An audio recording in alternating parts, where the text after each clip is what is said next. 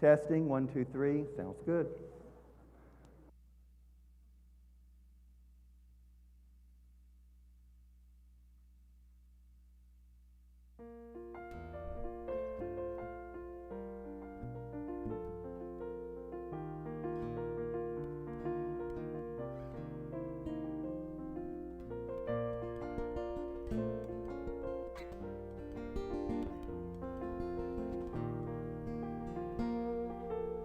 Hello?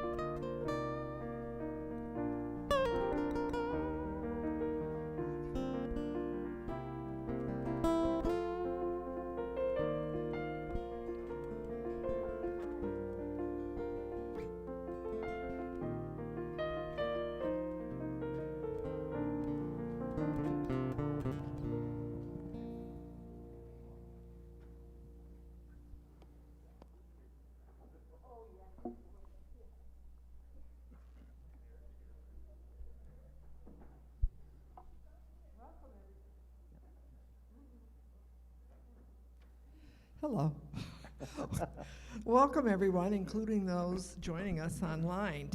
My name is Joanne McGuire, and I'm your host for today, and Reverend David is the co-host. Well, anyway, we're really happy to see all of you here today, and like some of you, I really have enjoyed the snow.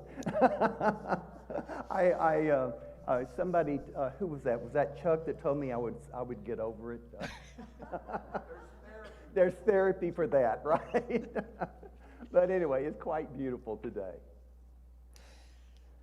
We are committed to offering a safe environment for our in-chapel services. Therefore, we're following the rules of the Windsor Essex County Board of Health. So masks are required. Evidently, I don't have to wear a mask when I'm up here because I'm distant from everybody. And there's directional arrows in the aisles so that you can respect traffic flow. And also seating signs. There's little green labels so that you're 6 feet of distance from everybody, except if you've come with somebody, you don't have to do that. And then we have our community room where we will be serving refreshments after the service, and masks can be removed at that time, but just respect the social distancing. And this morning we have two new musicians with us, and Mike, would you like to introduce them, please? Absolutely. This is Jaden Genie singing. Jaden is a student at St. Clair College. A round of applause for Jaden. We work together in the St. Clair College Music Theater Department, and maybe a quick plug here, if you want to come see St. Clair College's Christmas show, we open on December 10th. We run for 2 weekends at the Chrysler Theater, and you got to hear Jaden sing this beautiful song in the show. And Jaden's partner here is Ethan, and we're so lucky to have Ethan, a very talented guitarist, with us today as well. So really glad to have you here today. So this morning, this Sunday, is our first day of Advent, the first Sunday of Advent. And Advent is, it's the beginning of the Christmas season. And as we approach Christmas, we often hear people speak of of preparing the way. And traditionally, Advent is a time of reflection, affirmation, and an exploration of faith, and an inner search of mind and heart. And each week there's a theme for Advent. And Advent guides us to explore what Christmas means to us personally, and to discover what the greatest gift we can give to our family and our friends and the world. And we come to realize that that greatest gift that we can give is ourself. So Christmas represents the divine child that's born within each and every one of us, and the divine attributes that we can develop as we learn to express our God nature in human form. So the 4 Sundays of Advent proclaim aspects of our divine nature: hope and faith, peace, love, and joy. And they also allow us to contemplate ways to share our deepest gifts this Christmas season. So we traditionally use an Advent wreath. This was something that was developed back in the 6th century by a Lutheran pastor. And each candle represents one of the days, one of the themes of Advent. And the center candle there represents the Christ light. And normally in most of your other Christian traditions, they save the Christ light for Christmas Day or Christmas Eve, and that's when they light the candle. But, you know, Jesus said, "I am the light of the world," but, you know, he also said, "You are the light of the world." And that's what this light represents, this Christ light, the light of God that dwells within each and every one of us. And this is just to remind us. And every Sunday when you come in here, we have one candle lit. And that one candle is that Christ presence that dwells within each and every one of us. So today, our theme is hope and faith. So I'm going to light the first theme candle.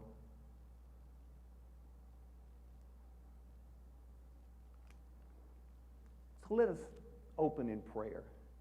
So I invite you to just take a moment to be settled in your seat and to feel relaxed.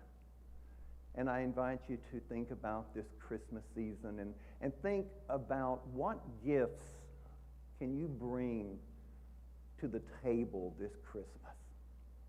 What are your gifts that you can share? What are your gifts that you can bless other people with? So I invite you to just hold that thought just for a moment in your hearts and in your minds.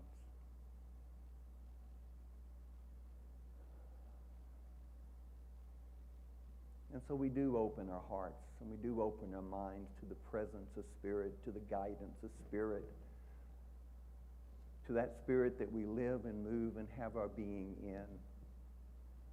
And in this moment, we allow ourselves to feel gratitude for this day, gratitude for our spiritual community, gratitude for all of our rich blessings. So we just take a moment and allow ourselves to feel the presence of Spirit and to acknowledge the truth of who we are, to acknowledge that light, that Christ light that dwells within each and every one of us. And help us, loving Spirit, to see that light throughout this week, throughout this month, throughout this year, as in every single person we see. And we pray all of this in the name of the living Christ presence. And so it is. Amen. Thank you. Our prayer chaplain for today is Sean Sharkey. And Sean, could you just raise your hand so everybody knows where you're at? And what he's going to do is provide any available prayer, or available to you, prayer in the sanctuary after the service. So thank you for doing that, Sean. I'd also like to point out our prayer box and the prayer request slips in the little bamboo basket there. And what you can do is write down your prayer, insert it in the box, and your prayers will be held by the prayer team to honor your requests. And I also want to remind you of the Silent Unity, which is a 24/7 prayer support, and the number is here on the screen. So just know you can call that number, and they will hold your prayers as well. So there's many ways to get the spiritual support that you want and maybe need. And now it's time for some music. So, Mike, what do we have? We have a song we just introduced the other week, but I think we like it, so we're going to do it again, Coming Together. Oh, please stand. 1, 2, 3, 4.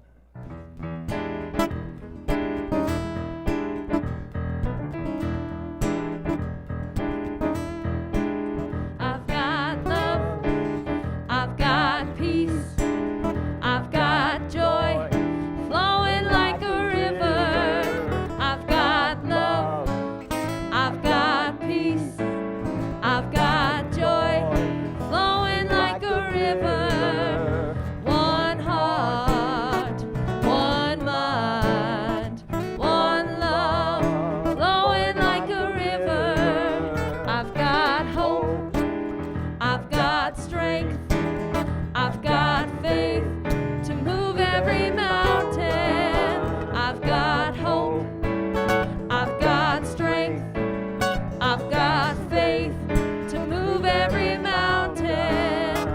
One heart, one mind, one love to move every mountain. I've got you, I've got me, I've got us coming together. I've got you, I've got me, I've got us coming together. One heart, one mind, one love coming together. We're coming together. Yeah, we're coming together. Yeah, we're coming together. Yeah, we're coming together. Oh, one heart, one mind, one love coming together. One heart, one mind, one love coming together. One heart, one mind, one love coming together.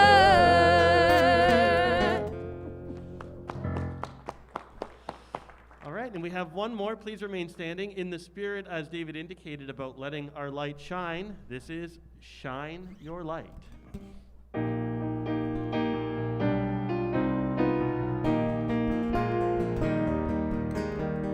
Shine your light, shine your light.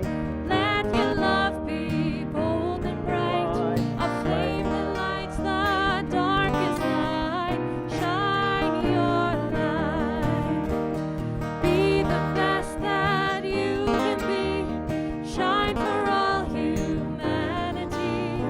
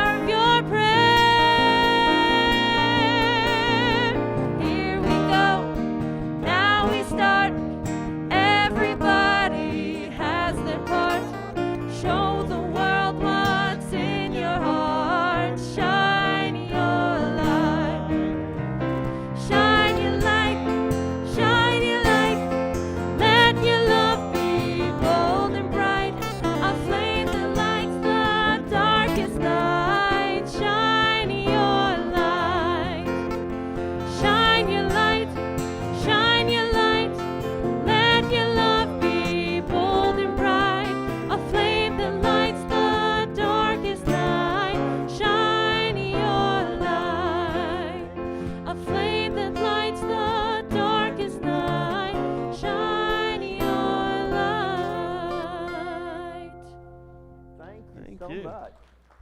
Like that song. Yeah. Thank you.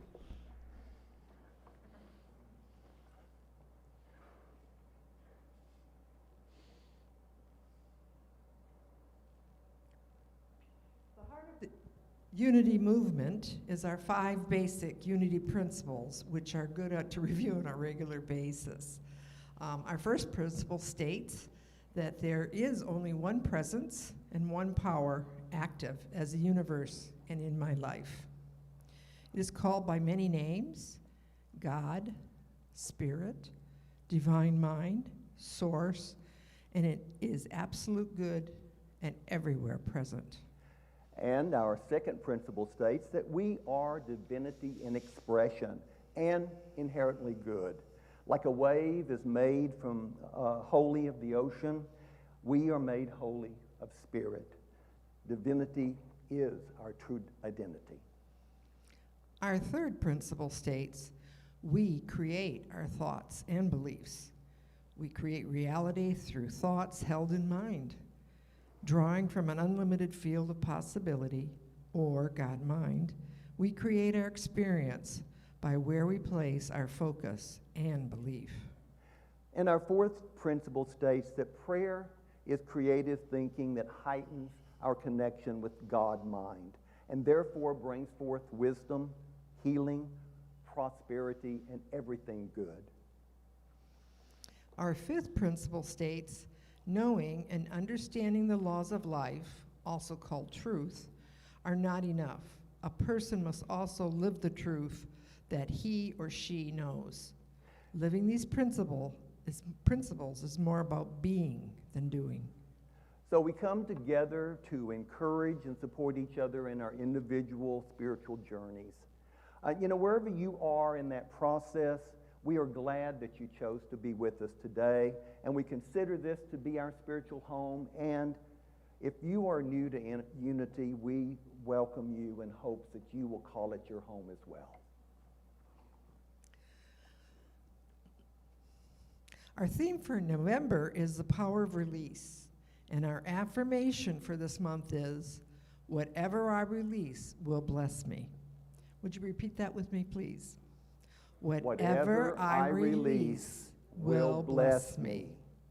And so it is. Our special music today is a song you've maybe heard before. We always like to sing this around Advent because it is about hope, peace, joy, and love.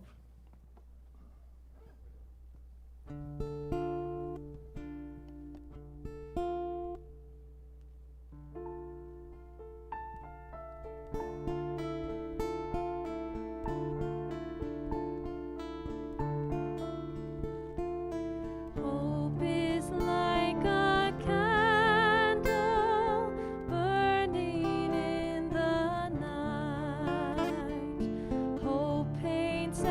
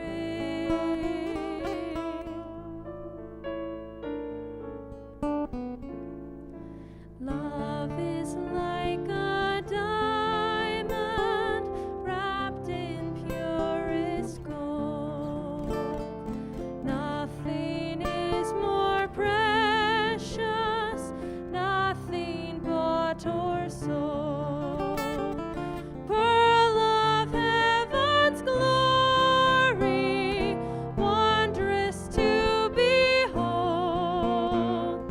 Love is like a diamond wrapped in gold.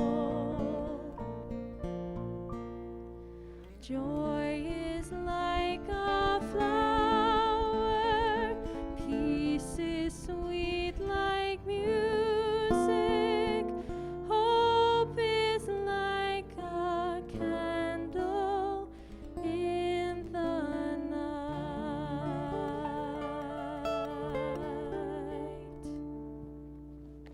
Oh, that was beautiful. What a lovely voice. Thank you so much. Mike, I don't think I've ever heard that song. There you are. Hope, peace, joy, and love. Yeah, nope, that I think was first time, and that's a beautiful song. Thank you. And Jaden, thank you so much, and it's really great having a guitar over there, Ethan. Thank Yeah, you so thanks. much.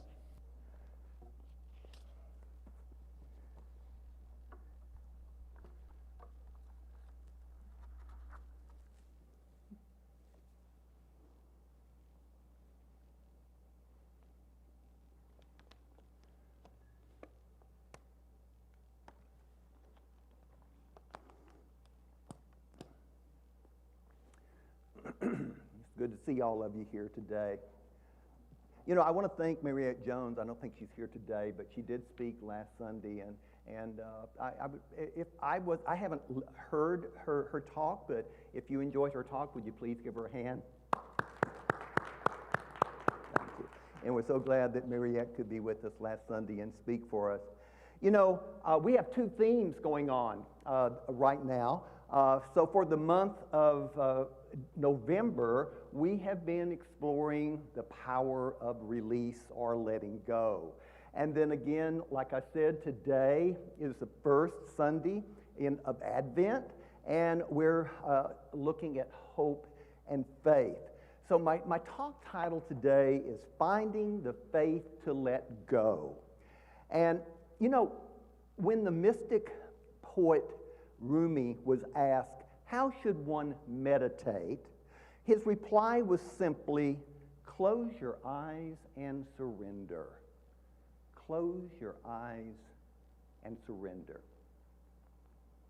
You know, today, 2 weeks ago, Monday, November the 15th, to be exact, I found myself just doing just that, closing my eyes and surrendering.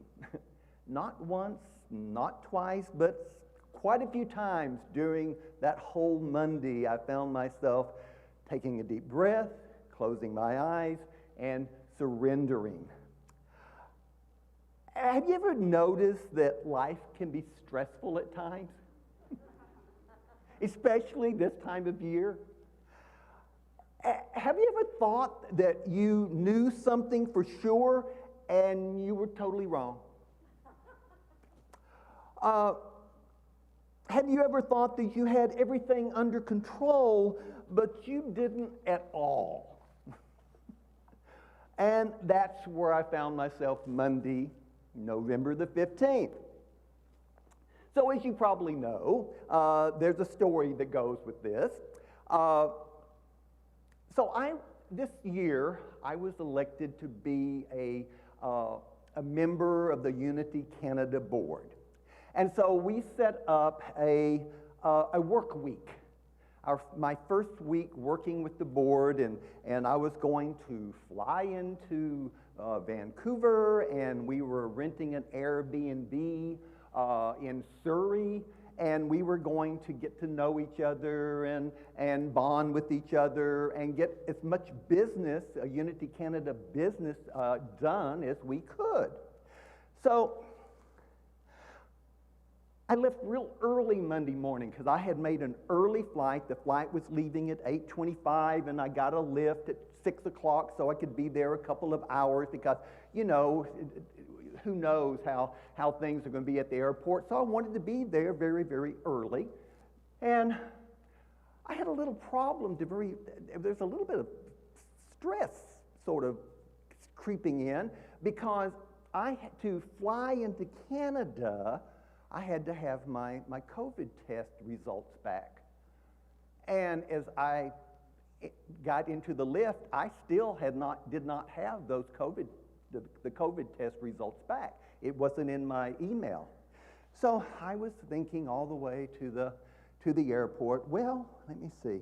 If I don't have my COVID test, then they're not going to let me on the plane. So I said, well, you know, it's going to be okay.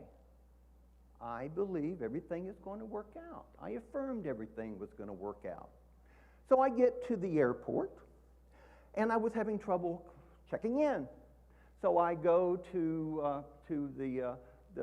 over to Delta, and I ask them to help me check in. And then I find out that my first seeming problem of not having my COVID test back was just the tip of the iceberg. So I found out, and I will say that there was a bit of a shock when I found out. I found out that I had to have a passport, and I don't have a passport. I thought, and correct me if I'm wrong, but at one point in time you could use your Nexus card to travel on the plane, but at some point they quit doing that, and I didn't know. And so here I am. I have all my reservations, and I don't have my passport. I still don't have my COVID test results back. And I think at one point in time I might have been a basket case at that time, but actually I felt fine. I felt centered, and I knew that all things would work together for the good, and I believe that, and I affirm that. So what I had to do very quickly, and I got help, and I got it done. I canceled my round trip tickets from I was going to fly to Vancouver, flying to Seattle, and then catching a plane in Seattle and flying to Vancouver. So I canceled the Vancouver flight round trip, and had them reissue. They had to reissue me the flight tickets to Seattle. So I fly into Seattle, and because there is a 3 hours difference, I got there, before 2 o'clock. I think it was 1:45 in Seattle time that I got there, and I still didn't have my COVID results. And so I had planned on renting a car and then just driving up to Surrey, which is only an hour and a half trip.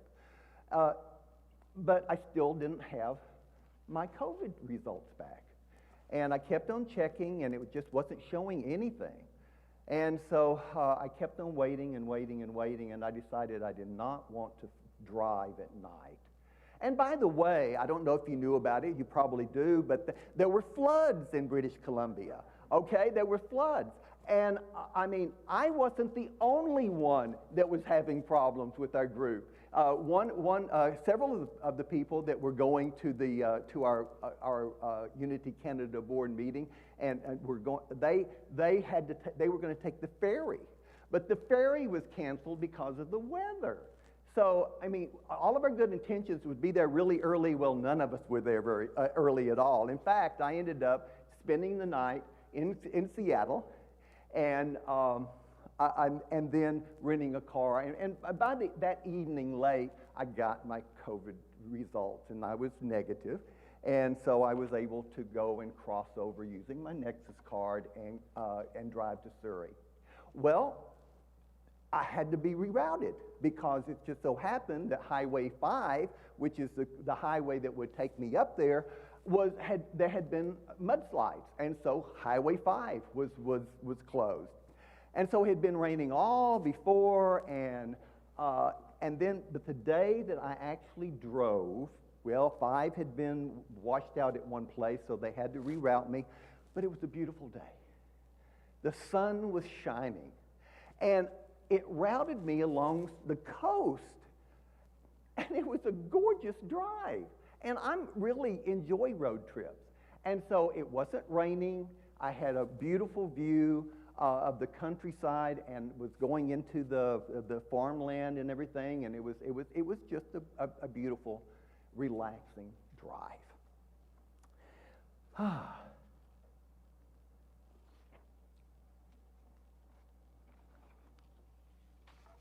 So I got there, and as soon as I got there, it started raining again.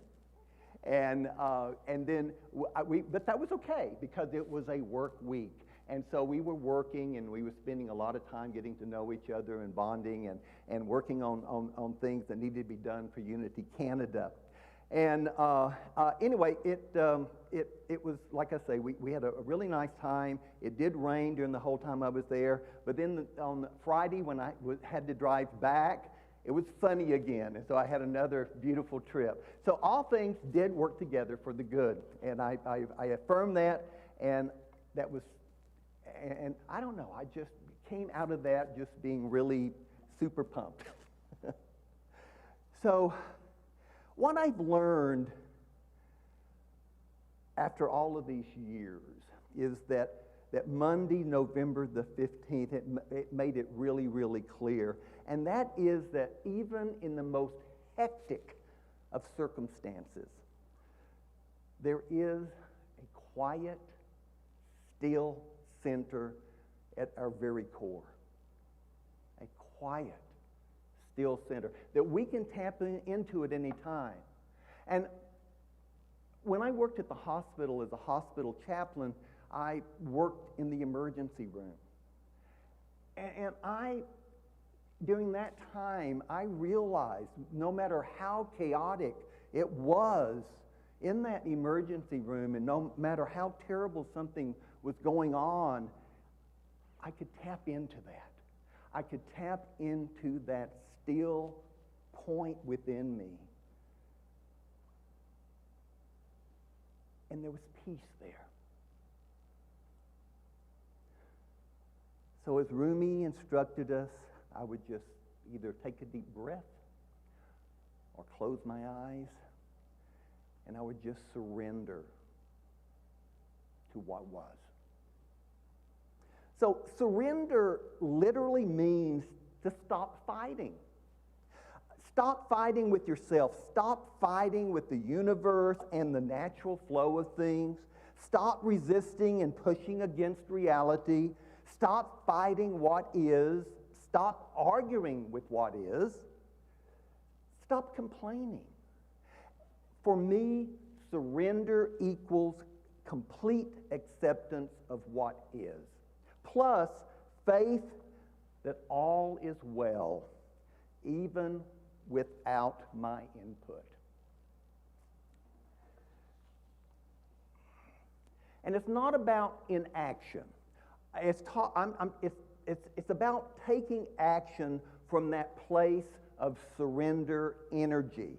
You see, when we struggle and fight and argue with what is, we expend a lot of energy. A lot of energy. And it can wear us out.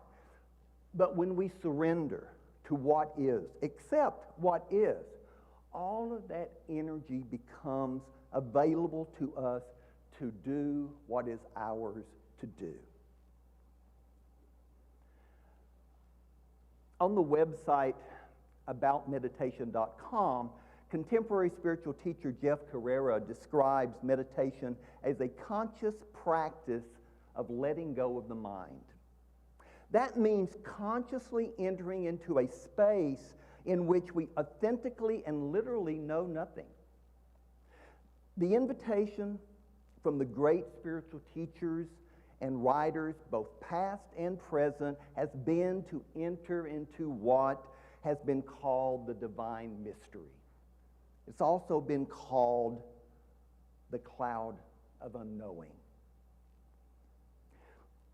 For contemporary spiritual teacher Adyashanti, who you've heard me quote on several occasions, he says we can't know the nature of reality with our minds. He says this realization is what opens the way for us. The way to the greatest knowing is through not knowing. Zen master Sunryu Suzuki calls this open-mindedness beginner's mind. And the great mystic, St. John of the Cross, said, in order to come to the knowledge you have not, you must go by a way which you know not. Let me repeat that. In order to come to the knowledge you have not, you must go by a way in which you know not. As Joseph Campbell pointed out in his book, The Hero with 1,000 Faces, every hero's journey requires leaving the known, leaving the familiar, and entering into the unknown. Over 700 years before the birth of Christ, of Jesus, the prophet Isaiah wrote these words. He said, "Forget the former things, do not dwell on the past. See, I am doing a new thing. Now it springs up. Do you not perceive it? I am making a way in the wilderness and streams in the wasteland." That's from Isaiah 43, 18 through 19. Forget the former things, do not dwell on the past. And the past could be 700 years ago, 100 years ago, 10 years ago, 1 year ago, 10 minutes ago, or even 1 minute ago. But the thing is to let it go. Because Spirit is always doing something new. And the invitation is always to step fully and completely into this present moment. As Jeff Carrera points out, he says, we live in a culture in which knowing is preferred above almost everything else. Most of us have an intense aversion, he says, to the uncertainty and insecurity of not knowing. And let's face it, I mean, most of all of us, feel uncomfortable when we don't know. As soon as we realize that we don't know, we have this tremendous need to find out that sort of arises within us. And knowing feels safe, doesn't it? Not knowing feels frightening. It feels dangerous. Carrera says that when we meditate, we enter into the unknown by letting go of the mind. And this journey from knowing, not to knowing, necessitates a profound faith in life because it requires us to give up control. And that is what is so terrifying, giving up control. When we give up control, the thing to do is it is terrifying, and we sometimes just have to take a deep breath and just surrender. Just let it go. Carrera reminds us that without a tremendous degree of faith, it's impossible to let everything be as it is without any attempts to control or manipulate our experience in any way. What you need to have faith in is the inherent goodness of life. You need to know that it's safe to give up control. If you don't feel safe giving up control, if you are in any way, to any degree, convinced that you need to defend yourself against life, then it will be impossible to let go of control. It will be impossible to let things be as they are. I want to read you one of Einstein's most famous quotes because it fits in so well here, and it is as relevant as it is today as it was, or even more relevant than it was 100 years ago when he said it. He said, this is Einstein speaking, he said, "I think the most important question facing humanity is the universe a friendly place? This is the first and most basic questions all people must answer for themselves. For if we decide that the universe is an unfriendly place, then we will use our technology, our scientific discoveries, and our natural resources to achieve safety and power by creating bigger walls to keep out the unfriendliness and bigger weapons to destroy all that which is unfriendly. And I believe that we are getting to a place where technology is powerful enough that we may either completely isolate or destroy ourselves as well in this process. If we decide that the universe is neither friendly nor unfriendly and that God is essentially playing dice with the universe, then we are simply victims to the random toss of the dice, and our lives have no real purpose or meaning. But if we decide that the universe is a friendly place, then we will use our technology, our scientific discoveries, and our natural resources to create tools and models for understanding that universe, because power and safety will come through understanding its workings and its motives. Einstein ends with another very famous quote when he says, "God does not play dice with the universe." If you are uncertain about the inherent goodness of life, it wouldn't make any sense to let go. The great realizers of all traditions throughout time unanimously tell us that it is safe to let go. Yet we still find it incredibly challenging to have faith, and for good reason. We've all been hurt. We've all experienced the pain and the suffering of life. And Carrera says that the fact that life is inherently good doesn't mean that pain and suffering do not exist. It means that despite the existence of pain and suffering, there is an overarching goodness to the whole process of being alive.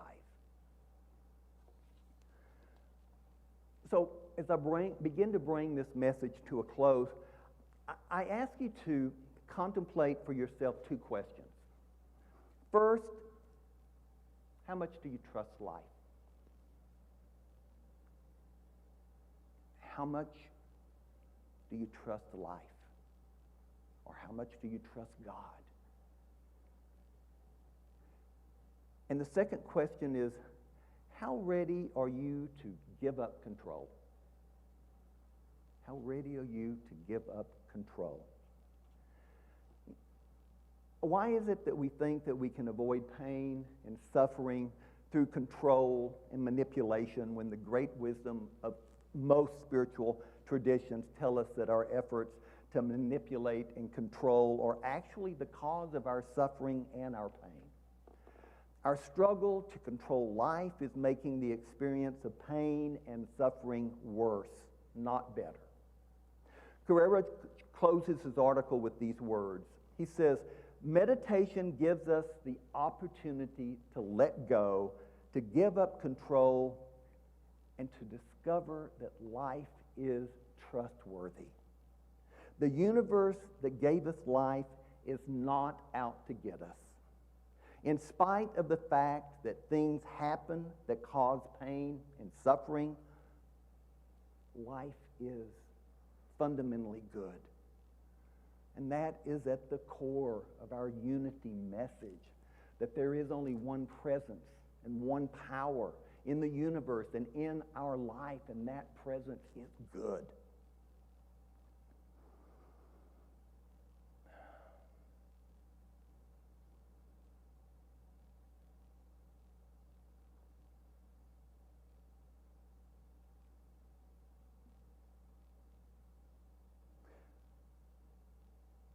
The recognition that life is fundamentally a benevolent process is one way to understand enlightenment.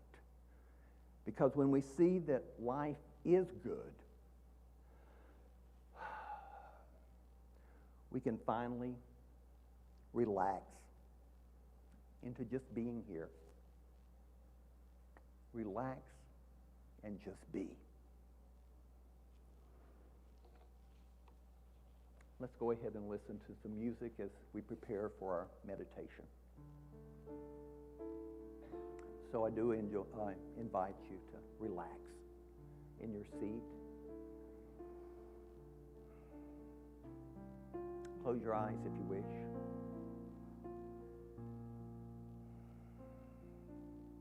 So we just relax, opening our hearts and opening our minds to that one presence and that one power that is at the very core of our being. That one presence and one power that we live and we move and we have our being in.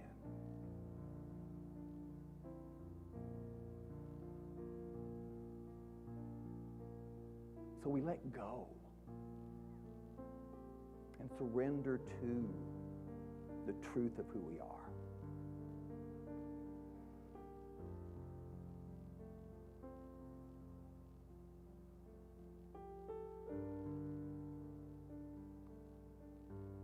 These are the words of the American-born Lama Surya Das. And this is what he says. With every breath, the old moment is lost. A new moment arrives.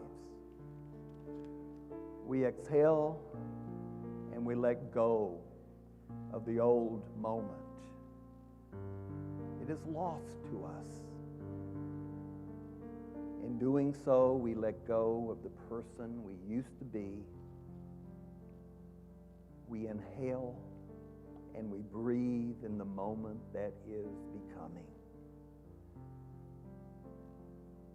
We repeat the process. This is meditation. This is renewal. This is life. With every breath, the old moment is lost. A new moment arrives. We exhale and we let go of the old moment. It is lost to us. In doing so, we let go of the person we used to be. We inhale and breathe in the moment that is becoming. In doing so, we welcome the person we are becoming. We repeat the process. This is meditation. This is renewal. This is life. So I invite you to just, for a little while, take these words to heart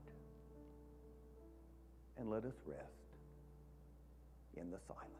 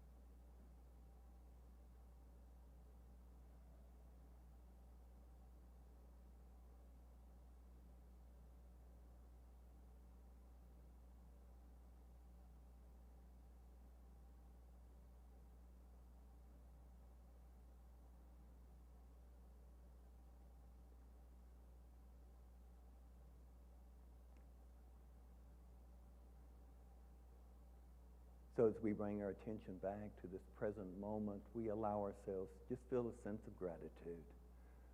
And loving Spirit, we ask that we become and be the light that we are meant to be this week. Help us to remember throughout this week that we are the light of the world.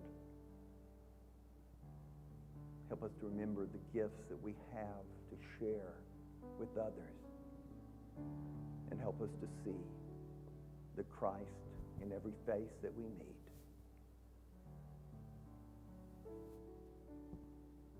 So we are grateful. And we pray all of this in the name of the living Christ presence. And so it is. Amen.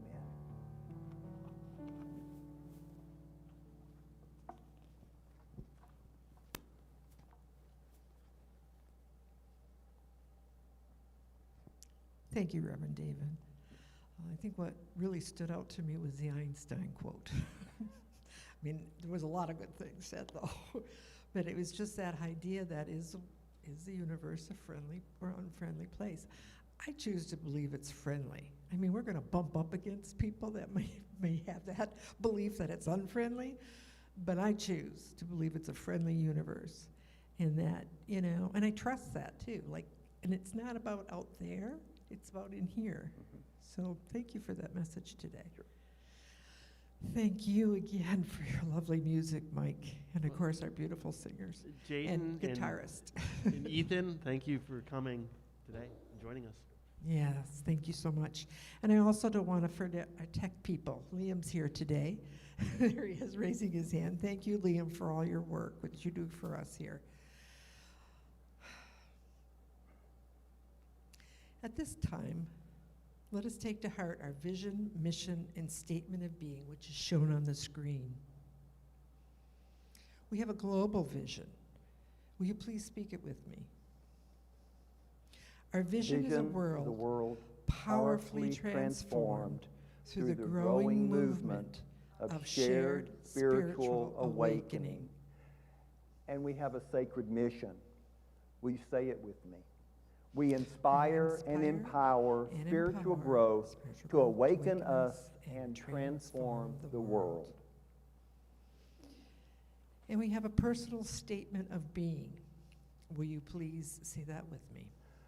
I am a dynamic center of the Christ light, mighty to unfold my good and radiate that good to all. Now just on to announcements. I just want to let you know that some of our spirit groups are taking a break through the holidays, but the Sharing Wisdom Spirit Group on Zoom at 1:30 Wednesday continues until December 15th. And A Course in Miracle continues to meet Saturdays on Zoom, 10:30. And also please join us on Wednesdays at 6:30 for our midweek fellowship and meditation.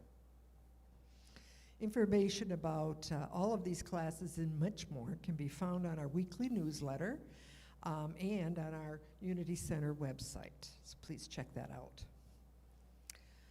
I'd like to remind you that our prayer chaplain, Sean Sharkey, is available for prayer directly after the service here in the chapel. And I'd also like to invite you to join us for refreshments and fellowship in the community room behind the chapel directly. And after the service, just please remember to keep your social distancing. Today, Reverend David will facilitate conversations with the speaker in the community room after today's service. And for those online, Tammy Reed is open for a discussion on Zoom at noon. So all of our classes, programs, and services are possible by your generous donations. So our heartfelt thanks for your continued support. We have created many easy ways for you to donate, which you can find on our website. And for those of you here today, I want to bring your attention to the fact that we're not passing a basket because we have, concerns for COVID and all that.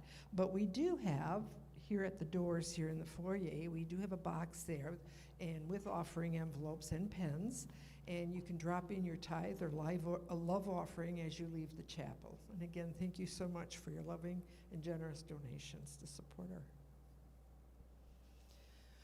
Okay, now we invite you all to stand up and let's open our hearts and minds in gratitude as we close by speaking out loud or silently to ourselves the love offering prayer, followed by the prayer for protection. Divine love in me and through me blesses and multiplies all that I am, all that I have, all that I give, and all that I receive. And I will say the first part for a prayer of protection, and then if you would follow with the second part. The light of God surrounds us. I am light. The love of God enfolds us. I am love. The power of God protects us. I am power. The presence of God watches over us. I am presence. Wherever we are, God is. I am divine. And my friends, you truly are. Thank you so much for being here. Thank you, everybody. Have a wonderful week.